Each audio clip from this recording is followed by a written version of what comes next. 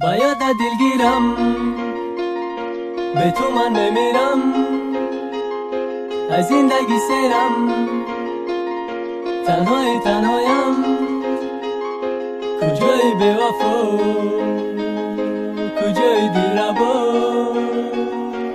میمیرد برای تو ما. شهرخ ریکرز گرفته ده دست خلم منویسم بالام، فکر کرده او روزورا چیزی میاد کلام. شبی در روز با یادی تو ما بدارم تا سهره، ده تاریکی ششتگیم یادی تو مرا میبره. تو گفتی مرا بره رفتم رنگی اوی چشمو نکی نرا بوی تو مهری تو مزه لبود.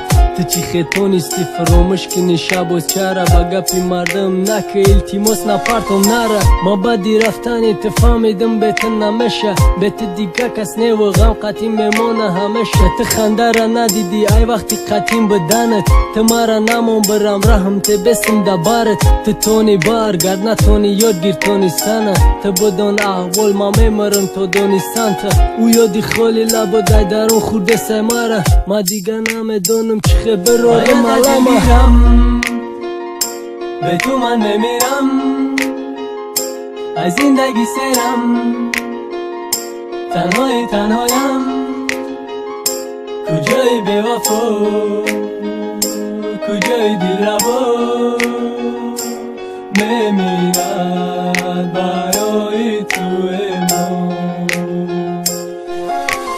بس دیگه ای عذاب تو کایا مسوزونی ما، تو کایا با کیفی آرام پیش میبرم زندگی ما. دونستانم میبخشیم نکی با بخشش میپرسم، دشمنی ما هم بسیار شد با گپ زدن پشتم.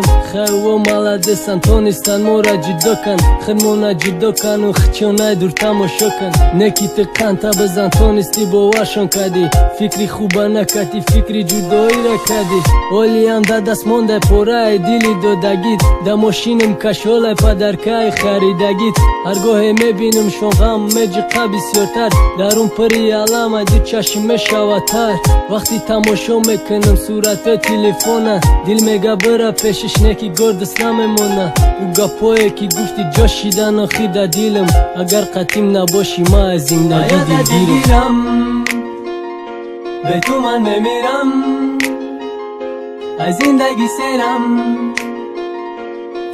تنهایم، کجای به وفا کجای دلربا